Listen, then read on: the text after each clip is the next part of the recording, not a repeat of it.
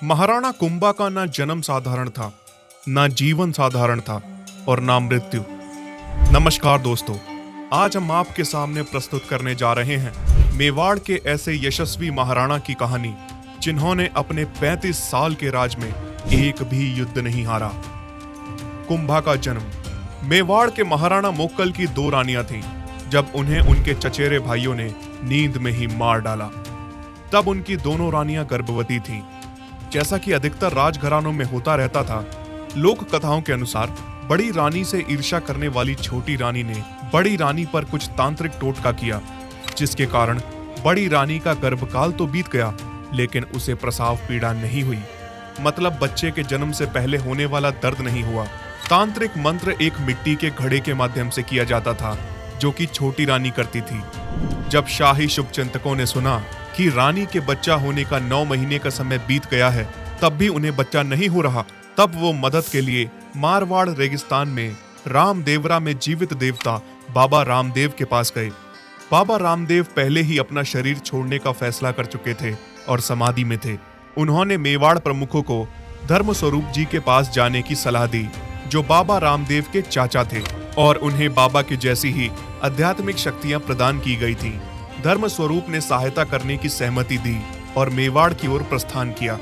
ऐसा माना जाता है कि उन्होंने रास्ते में कई चमत्कार किए और आज भी उनके मंदिर खड़े हैं और मेवाड़ के घराने के द्वारा उनकी मदद की याद में विभिन्न सामूहिक मेले आयोजित किए जाते हैं। लेकिन बड़ी रानी पर डाले गए जादू को तोड़ना और बच्चे को जन्म देने के लिए प्रेरित करने के उनके सभी प्रयास विफल रहे। तब धर्म स्वरूप ने सामंतों से कहा कि वो ढोल बजाकर तथा मिठाइयां बंटवाकर पुत्र जन्म की झूठी घोषणा करें। ऐसा कहा जाता है कि जब छोटी रानी ने नगाड़े और ढोलों की आवाज सुनी तो वो क्रोधित हुई और क्रोध की स्थिति में उसने बड़ी रानी पर जादू करने वाले घड़ों को तोड़ दिया। बड़ी रानी को तुरंत प्रवास पीड़ा शुरू हुई और 1417 में जन्म हुआ मेवाड़ के होने वाले यशस्वी महाराणा कुंभा का। कुंभा 10 महीने तक गर्भाशय में रहे थे। सामान्य गर्भधारण से पूरा 1 महीना अधिक। मिट्टी के घड़े को संस्कृत में कुंभा कहा जाता है, इसीलिए नवजात शिशु का नाम कुंभकर्ण रखा गया और प्यार से मेवाड़ में उन्हें महाराणा कुंभा कहा जाता था। तो आइए दोस्तों, जानते हैं महाराणा कुंभा के कुछ ऐसे प्रमुख युद्धों के बारे में और साथ साथ देखेंगे कि कैसे उन्होंने हर साल 2 युद्ध लड़ने के बाद भी मेवाड़ के विकास को रुकने नहीं दिया। मालवा की विजय। मालवा पर एक शक्तिशाली सुल्तान महमूद खिलजी का शासन था, जिसने अपने ससुर होशंग शाह की हत्या करके मालवा की गद्दी पर कब्जा कर लिया था। महमूद एक साहसी प्रतिद्वंदी, चालाक, युद्ध में परिपूर्ण और इस्लामिक जिहादी था। कुंभा की महमूद के साथ पहली मुठभेड़ 1437 के आसपास मालवा के सारंगपुर में हुई, जहां महाराणा कुंभा ने उसे हरा दिया। ऐसा कहा जाता है कि कुंभा ने इस प्रमुख युद्ध में 1 लाख घुड़सवारों और 1400 हाथियों की सेना का नेतृत्व किया था। यह अद्भुत बात है दोस्तों कि मेवाड़ राज्य के पास इतनी विशाल सेना को खाना पानी देने के लिए संसाधन थे।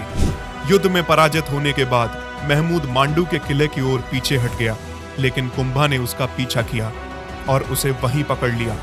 महमूद को चित्तौड़ लाया गया और 6 महीने तक बंदी बनाकर रखा गया।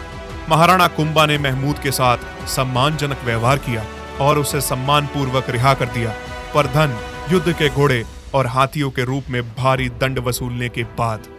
अपनी इस्लामिक शत्रुओं को समाप्त न करने की हिंदू राजाओं की यह विशेषता तर्क के पार है दोस्तों, और यही कारण है कि इस्लामी आक्रांताओं को हमारी वैदिक मातृभूमि से हमेशा के लिए बाहर नहीं किया जा सका।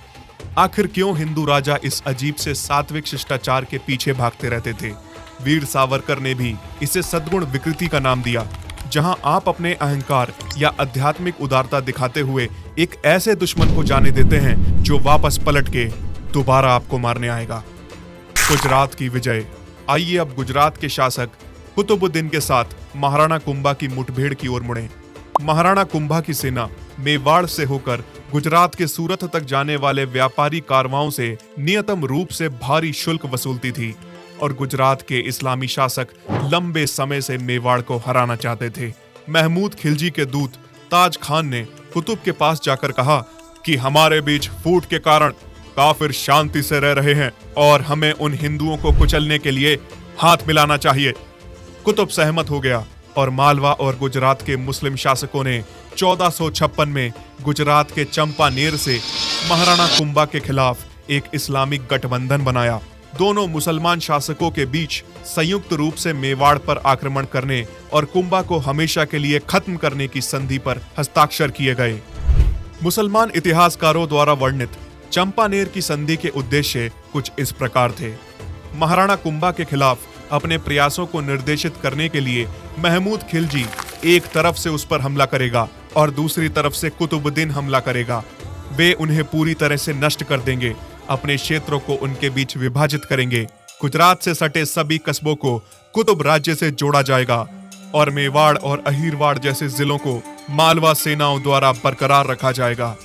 इस समय मेवाड़ पूरी तरह से घिर गया था, क्योंकि महाराणा कुंभा के भाइयों में से एक शेमा ने विद्रोह कर दिया था और महाराणा कुंभा के खिलाफ हथियार उठा लिए थे।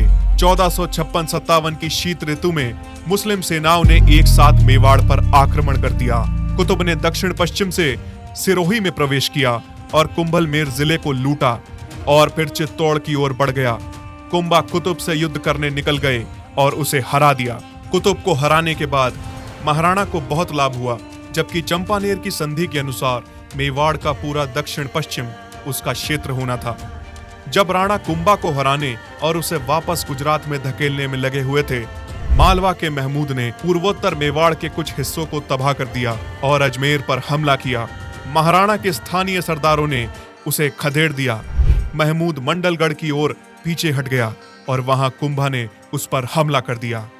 ब्रिटिश विद्वान कर्नल ब्रिग्स लिखते हैं, उल्लेखित खींची गई लड़ाई को महमूद और कुतुबुद्दीन की हार माना जाना चाहिए, जिसमें इस्लामी सेनाएं बहुत व्यापक रूप से पराजित हुई थीं। कुंभा ने कुतुब को वापस गुजरात भेज दिया। हालांकि महाराणा यहीं नहीं रुके। 1457-58 के वर्षों के दौरान उन्होंने अपनी पसंद के समय और क्षेत्र में इन दोनों शासकों पर हमला किया और खोए हुए क्षेत्र के हर एक इंच को पुनः प्राप्त किया। 1469 में मरने से पहले उस मलेच्छ महमूद खिलजी ने आने वाले वर्षों में मेवाड़ पर कब्जा करने के कम से कम 6 प्रयास किए, जिनमें वो विफल रहा। नागौर की विजय। कुंभा की तीसरी परिणामी विजय नागौर की थी। उस समय जोधपुर राज्य अस्तित्व में नहीं आया था। नागौर पर मुजाहिद खान का शासन था। मुजाहिद का भाई शम्स खान राजा बनना चाहता था और उसने मदद के लिए कुंभा से संपर्क किया। कुंभा ने लंबे समय से मेवाड़ की सीमाओं को मारवाड़ तक विस्तारित करने का सपना देखा था। महाराणा कुंभा एक बड़ी सेना के साथ आए और मुजाहिद को हराकर शम्स खान को नागौर का राजा बनाया। मेवाड़ लौटने से पहले कुंभा ने शम्स को 2 वादे करने के लिए कहा। पहला, शम्स को नागौर किले के सभी हथियारों को ध्वस्त करना होगा। दूसरा, नागौर की हिंदू आबादी को मुस्लिम धार्मिक कट्टरपंथियों द्वारा परेशान नहीं किया जाएगा। लेकिन हमेशा की तरह ये इस्लामी पीठ में खंजर ही भोंकते हैं और शम्स ने भी वैसा ही किया। उसने कोई भी वादा पूरा नहीं किया।